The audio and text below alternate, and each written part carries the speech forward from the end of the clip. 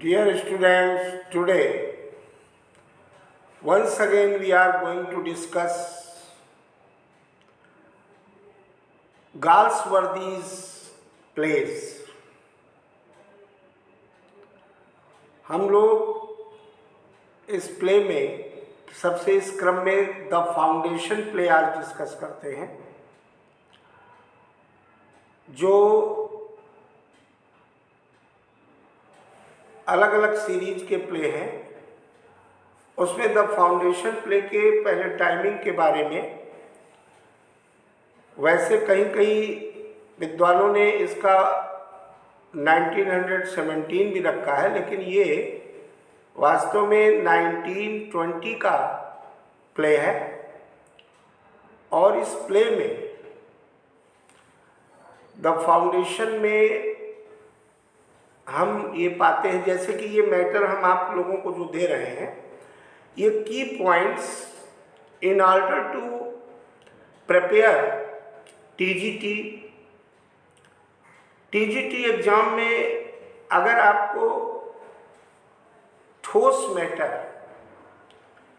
अलग अलग प्ले का मिल जाता है, तो हम इसी जैसे इस समय इस सीरीज में डिस्कशन चल रहा है गाल्सवर्दी का, तो 1920 में जब ये रचना हुई तो इस प्ले में किस बात को रखा, इसको मैंने इसमें देने का प्रयास किया है कम शब्दों में। देखिए, एक तो उसका जो कैरेक्टर है और दूसरा प्लॉट का संक्षिप्त संकेत, इस पर प्रश्न आते हैं। और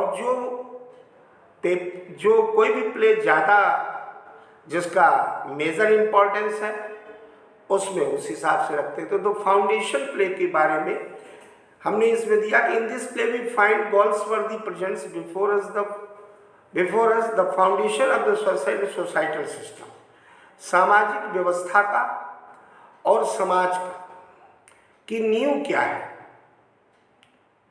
तो उस कालखंड में एडवर्डियन एज जो था, उस एज में 20वीं शताब्दी के प्रारंभ में वर्ग विभाजन, वर्ग भेद, सामाजिक व्यवस्था में वर्ग भेद होता। जब आप इसको डिस्कस करके और हिंदी इंग्लिश में एक्सप्लेन करेंगे और इसको ध्यान से सुनेंगे, तो ये दिमाग में बैठ जाएगा और पेपर करते समय ये कॉन्सेप्ट बिल्कुल क्लियर होगा। और by this way you can never fall in confusion. इस प्ले में वर्ग विभाजन की बात कही और इससे कैरेक्टर जो पूछे जाते हैं उसको जान लीजिए। एक तो लेनी कैरेक्टर महत्वपूर्ण है, और लॉर्ड विलियम ड्रोमोंडी और Lady William Dromondy. Member of parliament Lord William Dromondy, उसकी पत्नी लेडी विलियम ड्रोमोंडी और लिटिल एनी डॉटर।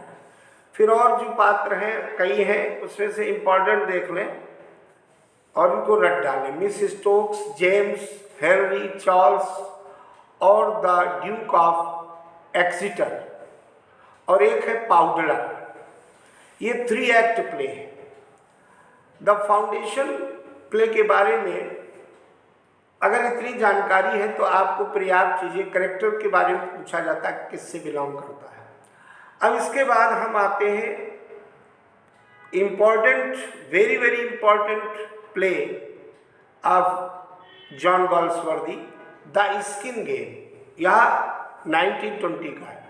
इसमें कोई अलग विचार नहीं है, मतभेद नहीं है, लेकिन मैंने कहा ना, इसके पहले फाउंडेशन प्ले में मतभेद जरूर थे इस टाइमिंग के पब्लिकेशन, लेकिन इसके प्रकाशित होने की तारीख द स्किन गेम का 1920 सन ही माना जाता है।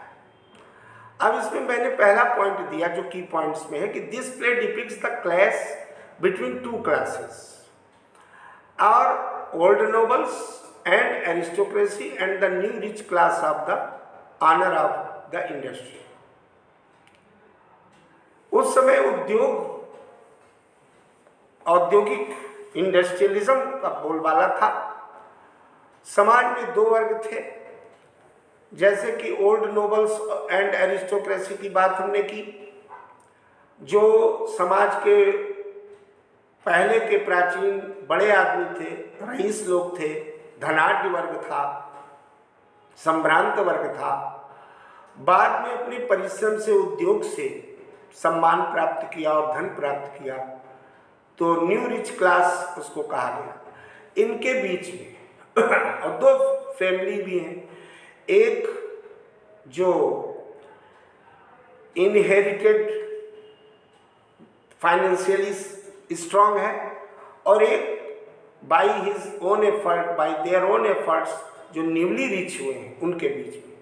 अब इसमें थोड़ा मैंने स्टोरी दे दी क्योंकि it is very very important in examination point of view. इसकी जो कथा वस्तु है, सेकेंड पॉइंट पे हम चर्चा करते हैं, tells the story of the interaction between two very different families in rural England. साथ साथ हम ये बताना चाहेंगे कि प्रथम विश्व युद्ध के बाद, इसको पोस्ट वर्ल्ड वार ये प्ले है, तो उस समय जो सामाजिक व्यवस्था थी, संरचना थी, सामाजिक स्थिति थी, उसको दो परिवार जो भिन्न भिन्न स्तर के हैं और भारत वो इंग्लैंड के ग्रामीणांचल के हैं, ग्रामीण परिवेश के हैं, और उनकी क्या सामाजिक स्थिति थी पोस्ट वर्ल्ड वार के बाद, फर्स्ट वर्ल्ड वार जब हुआ उसके बाद, उनमें बहुत खाइयाँ थी, दूरियाँ थी, मतभेद थे, वैमत्य थे, बहुत से डिफरेंसेस थे। द स्किन गेम को पढ़ने के लिए आप ये समझ लें कि ये बातें ध्यान से सुने और समझें। देखिए, द स्किन गेम इसका नाम है। एक्चुअली ये गाल्सवर्दी ने जो नाम लिया द स्किन गेम, ये वस्तुतः गोल्फ खेल से लिया। उसमें क्या होता है कि जैसे स्किन माने होता त्वचा और गेम माने गेम, उसमें 3-4 बालों से खेला जाता है और होल में जो गेंद को डाला जाता है उसको भी स्किन कहते हैं, एक गोल्फ। दूसरा, उसमें बड़ी चतुराई, बड़े संयम से खेल खेला जाता है। दूसरा, एक कहावत के रूप में द स्किन गेम वो ज़्यादा एप्रोप्रिएट बैठता है। किस परिप्रेक्ष्य में कि लेखक ये बताना चाहता है कि लोग एक दूसरे की खाल उतारने में बहुत माहिर हैं। प्रोवर्ब के रूप में कहा द स्किन गेम। उस कालखंड में दूसरों की स्किन, त्वचा, खाल उतारने में मतलब कि डिसेप्टिव मैनर में धोखा दे देना, उनके साथ छल कपट करना, एनी हाउ समाज में। तो दो जो वर्ग थे उनमें यही स्किन गेम चल भी रहा था। तो अगर कहावत की दृष्टि से देखें, एक हमने गोल्फ में कहा कि उसमें भी कैसे चतुराई में अलग अलग होल, अर्थात कैसे अपने लक्ष्य को प्राप्त करना है बाई हुक और बाई क्रुक, और इसमें भी कहा। तो ये इंग्लैंड के ग्रामीण परिवेश में जो कथा है इसकी चलती है स्किन गेम की। इसके बाद हम अगले पॉइंट पे आते हैं, इट वॉज फर्स्ट परफॉर्म। ये सबसे पहले 1920 में इसका मंचन सेंट मार्टिन्स थिएटर लंदन में है, वहां पर। अगला महत्वपूर्ण की पॉइंट है, की पॉइंट जब आप समझ लेंगे ना तो पूरा प्ले आपके दिमाग में धुल जाएगा। हिलक्रिस्ट, एक स्क्वायर हिलक्रिस्ट नाम का पात्र है जो ऑलरेडी बहुत धनाढ्य रईस, खूब उसके पास जमीन है, बड़ा जमींदार है इंग्लैंड का, गांव का। और दूसरी तरफ एक हार्न ब्लोअर है, वो अभी जल्दी अपने परिश्रम से धनवान बना है। अगले पॉइंट में the class is to by the farm sentry. एक सेंट्री फार्म है जिसको वो ज़्यादा से ज़्यादा पैसे ले करके खरीदना चाहता है, हार्न ब्लोअर। अब ये द स्किन गेम शुरू हो गया, अर्थात अगर उसकी ज़मीन से हमको ये मिल जाए तो हम अपने लक्ष्य में सफल हो जाएंगे, हमारी स्किनिंग का ग्रेम जो है वो सफल हो जाएगा, हम उसकी खाल उतार लेंगे इस खेल में, अर्थात मैं उसको नीचा दिखा दूँगा। तो ये जो प्ले है अगले पॉइंट में आता है कि begins with the Hillcrest family who lives in large manor house, एक विशाल घर में, भवन में वो रहता है। यहाँ से हिलक्रिस्ट जो मेन पात्र है उसका कथा वस्तु में जब शुरुआत करता है लेखक, तो ड्रामेटिस्ट कहता है कि एक विशाल घर है जिसमें हिलक्रिस्ट जो बहुत बड़ा रईस है, ओल्ड नोबल है, वो रहता है। उसकी एक बेटी है और देर इसलिए आया कि हिलक्रिस्ट और उसकी पत्नी के उसमें उसकी बेटी है जिल, वो उसका प्रेम हो जाता है। एक पुअर चाइल्ड नेम उसका ढक्कर है और इससे यही इस दो फैमिली के बीच में एक तनाव का कारण बनता है। अब दोनों तो परस्पर विरोधी एक दूसरे को स्किन गेम कर रहे हैं, खाल उतारने का प्रयास कर रहे हैं, तो ये जो है टेंशन क्रिएट करता है दो परिवारों के बीच। उसके बाद एक चीज और बता दें कि इस प्ले में ये भी दिखाया गया कि जब हम परस्पर बहुत ज्यादा अहम भाव के कारण एक एनिमिटी रखते हैं, एक दूसरे के एडवर्सरी के भाव से ग्रसित रहते हैं एक दूसरे के प्रति, तो वहां परिणाम अच्छा नहीं होता, परिणाम जो है दुखद ही होगा। आगे हम आते तो देखेंगे। तो ये दो फैमिली जो है, एक हिलक्रिस्ट की फैमिली और एक हार्नब्लोअर की फैमिली, इस फैमिली के बीच में क्यों आज स्थिति बन गई? क्योंकि दोनों के अंदर ईगो है। एक पहले से पैतृक संपत्तिवान है और एक अपने परिश्रम से हुआ। तो ये दो फैमिली और उधर परिवार का प्रेम। अच्छा, ये जो डकर है, डकर की शादी पहले हो चुकी होती है, उसके एक बच्चा भी है। ये बात जिल को नहीं पता है, वो तैयार है।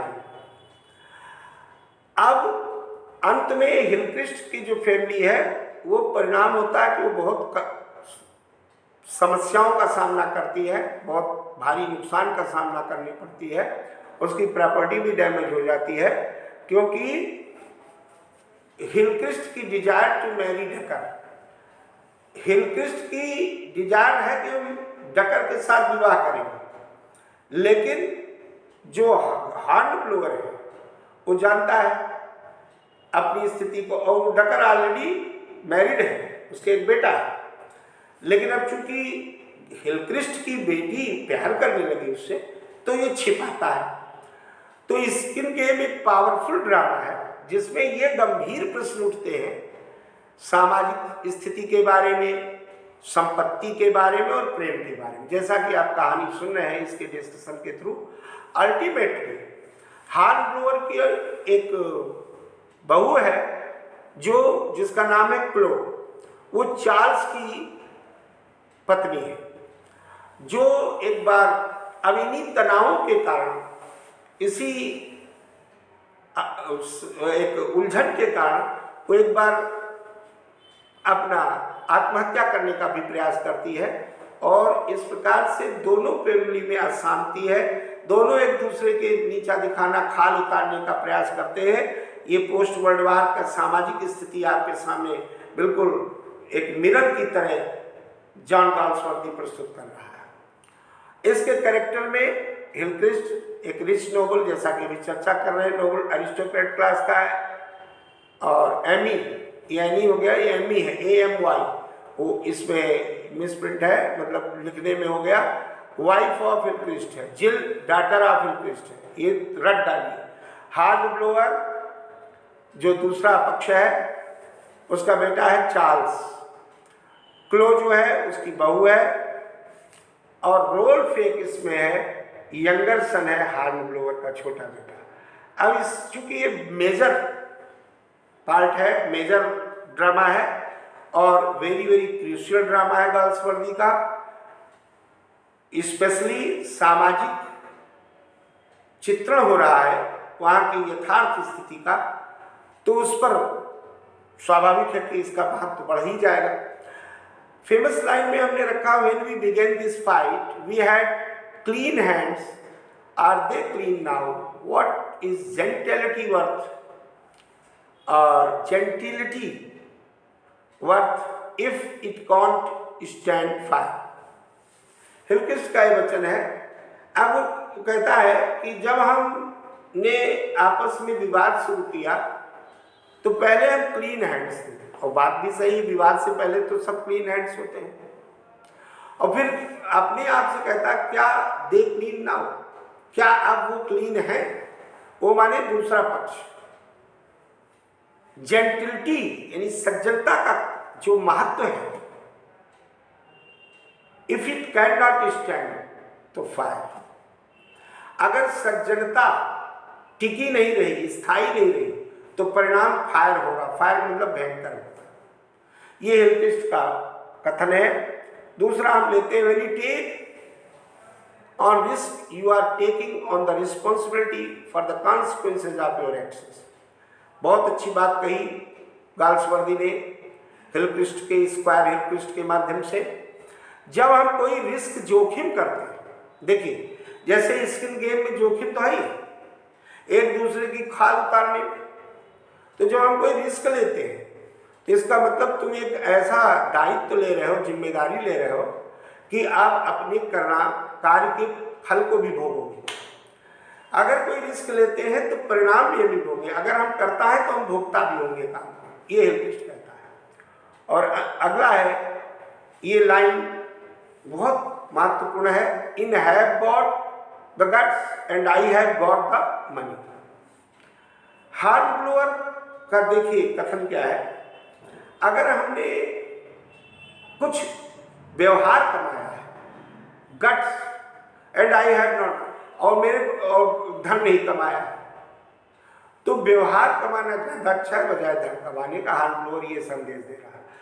फिर एक हिलक्रिस्ट का एक कथन आइए और देखते हैं, बहुत प्यारा कथन, who knows where things and when once they begin. कैसी बात करता, कहता कौन जानता है कि जो वह चीजें हैं, वेयर थिंग्स एंड, कि किसी भी बात का, किन्हीं भी तथ्यों का, किसी भी स्थिति का अंत कैसे कहाँ होता है, जब एक बार वो शुरू हो जाती। अर्थात अगर वाद विवाद शुरू हो गया, एक दूसरे के प्रति छल कपट, डिसेप्शन शुरू हो गया, तो हमने ये देखा इसमें एक चीज और होती है कि जब हम समाज में किसी के संपर्क में आते, बुरे के संपर्क में आए, तो हम पूरे होके रहेंगे, उसकी संगति का असर पड़ेगा। यही मैसेज इसमें है कि having a shared risk when taking a major decision. और जाहिर सी बात है, ये व्यवहार जगत में भी देखा गया है, अगर हम कोई बड़ा निर्णय लेते हैं तो फिर हमको उसका रिस्क भी, जोखिम भी उठाना पड़ता है। मोटो में एक बात हम दे रहे हैं, जरा ध्यान से सुनिए, इसको हिंदी में भी समझा दे रहे हैं। इसका जो लक्ष्य है, behind writing this essay, this drama, लेखक का, ड्रामेटिस्ट का जो एक मानसिक रूप से जो एक इंटेंशन वो क्या है, वो कहता है who touches pitch shall be defined. अब यहाँ पिच है, पिच कहते हैं कवर को, एक प्लेटफॉर्म पे जिस पे हम खेलते हैं, जैसे क्रिकेट खेलता है पिच में खिलाड़ी, जो पिच को, अब यहाँ पर पिच सेंस आया कि जो चीज अनप्लीजेंट है, क्योंकि ये ट्रिकी गेम होता है स्किल गेम, तो जो अनप्लीजेंट है, जो चीज आपके लिए इविल है, दुखद है, बुरी है, अगर उसको स्पर्श करोगे तो शैल बी डिफाइंड, तो तुम भी बुरे हो जाओ। यानी कि as you sow so shall you, जैसा करोगे वैसा भरोगे, जैसी करनी वैसी भरोगे, बच नहीं सकता। और दूसरा, if you join the bad company you must become bad. आप गलत संगति में है तो गलत बनेंगे। तो नोबडी कैन एस्केप या nobody can defend himself from the influence of evils, ये बताना चाहता। और इसका pitch means unpleasant, it symbolises negative influence पड़ेगा। तो होपफुली आपको ये अच्छा लगा होगा। द स्किन गेम के बारे में पूरी जानकारी आपको हो गई होगी, और ये दिमाग में रख लीजिए, it is very very crucial in examination point of view. Thank you very much.